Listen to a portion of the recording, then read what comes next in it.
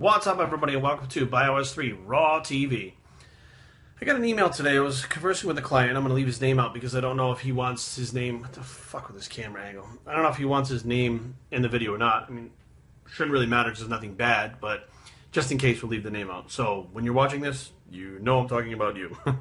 So, we were talking about, like, arm size and calf size and, leg size. Different things, like, different people have different body parts that grow at different rates. Now, you have somebody like Rich Piana, who obviously has big arms. Well, he has a genetic predisposition to have big arms. Now, other body parts in him may not be as inclined to grow as fast or to get that big. My arms grew when I was younger. That was the first thing they grew. I don't think I've ever had, as far back as I can remember, when I started lifting, under like 14 or 15-inch arms. And I was as a natty, like 15 years old.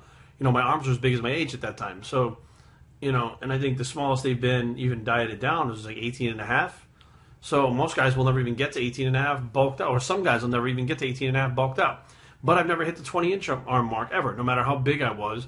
They're probably the closest they've ever been right now, and I'm like 240 right now. I've been as heavy as 273, and they weren't even that big. So I've never been able to break that 20-inch, arm barrier. And why is that? That has to do with genetics. That's all it is, period. It's not an arm routine.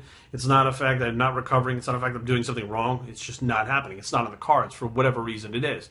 Now, and I was explaining to this guy that no matter what I did, my legs never broke 29 inches. Now, at my height, as a heavyweight competitor, you need to have 30-inch legs. I mean, let's face facts. If you want them to really match the rest of your physique, they got to be there. And I did everything throughout the years. I mean, squats, hack squats, fucking sissy squats, leg extension, leg curls, stiff-legged deadlift.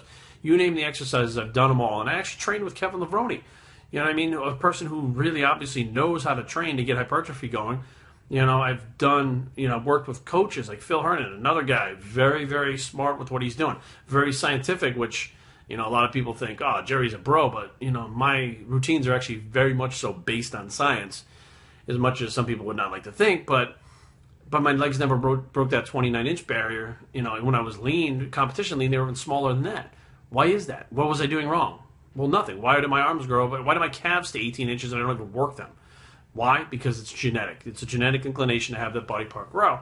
And we're having this discussion, and he says something that's kind of interesting, and it can probably be related to a bunch of you guys out there, and girls too. He said, I'm just never happy with myself. I'm never fully fulfilled. I'm never satisfied.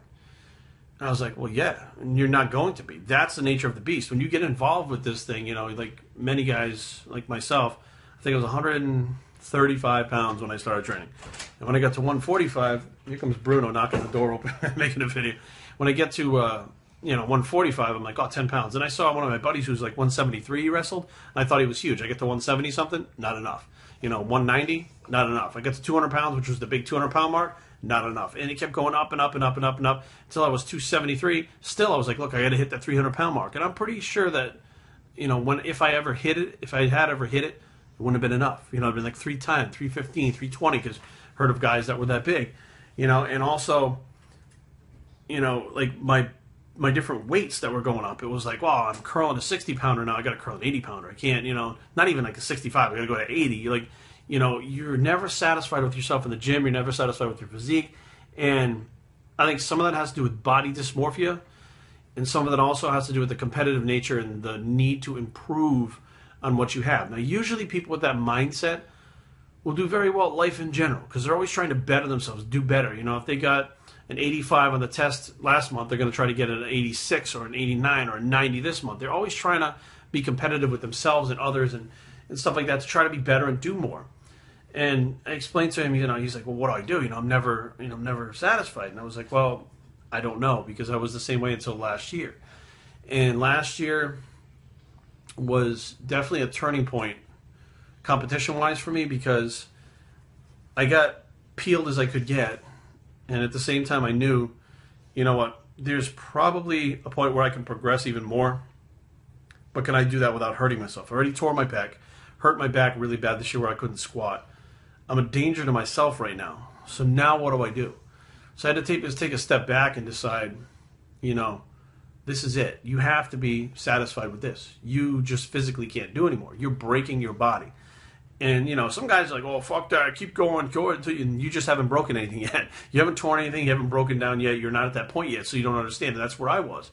But as it's starting to happen, you know, I had another pec tear. There's another one that I got that was found on the pec tendon itself over here by my massage therapist, and I'm starting to look back and I'm like, you know what, just do our normal things sometimes, like, you know, giving Bruno a bath. When I take him out of the tub, I hurt my back. You know, like, well, bend at your knees. I did. You know what I mean? There's something wrong with my back now that you go to the chiro, get it adjusted, but it's an injury that's going to be there. You know, I've had whiplash numerous times from wrestling. That's not going to go away, and that causes issues with my neck all the time. I have an injury in this shoulder, which basically wound up causing the pec tear because I'm overcompensating with one part of the bench on one side. So I have these major injuries that are going to cause me to not be able to progress without hurting myself. So my choices are go and just rip shit up and get hurt and not be able to do anything. And then how you really going to feel when you can't train and really look like shit because you get fat and thin and, you know, you look terrible. How's that going to work? Or do you try to maintain as best what you got and be satisfied with that, knowing that while you progressed all the way to get where you are now, you did all these other great things. You came from I came from 135 pounds, okay, to 273 pounds. How many people are going to do that?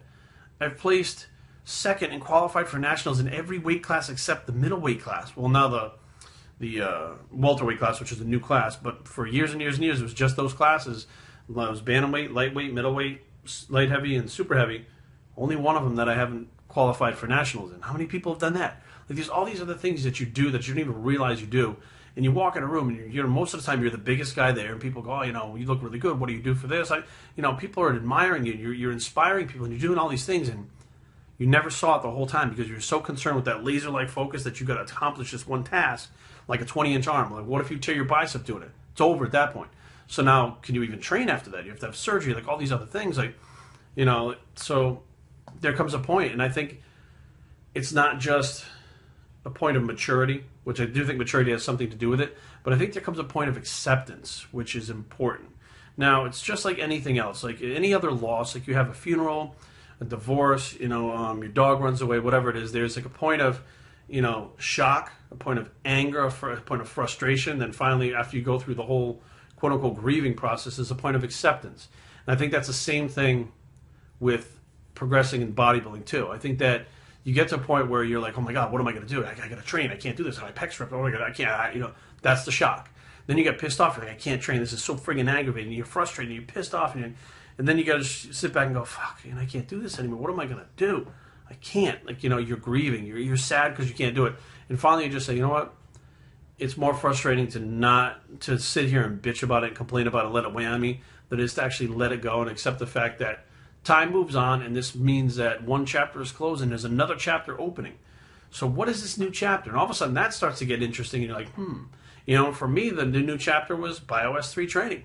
You know, it starts to grow. Now I have all these clients that I live through, and I get more nervous when they go on stage than when I go on stage.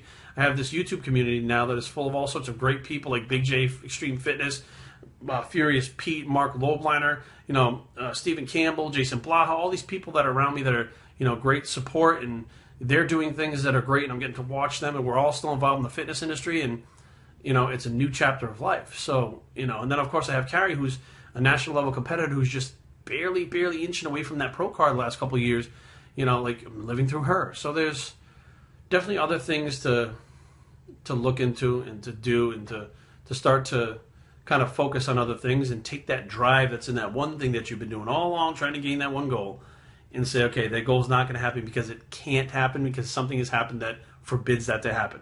Okay? It's like trying to run a race when you've had, you know, not just your legs were cut off, you're cut off from the chest down. It's not going to happen. You have to accept that.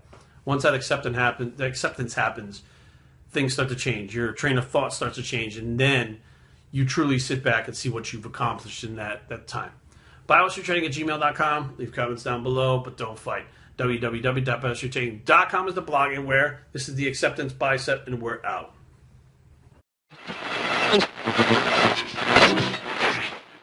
ExtremeLiving.biz would like to announce that we are bringing Jerry Ward of Bios3 Training and Jason English of Big J's Extreme Fitness to our booth at the 2014 Blue Ridge Fitness Festival, where Mark the Machine Lobliner will hold the ANBF Natural Bodybuilding Show. More information can be found at ExtremeLiving.biz. See you there.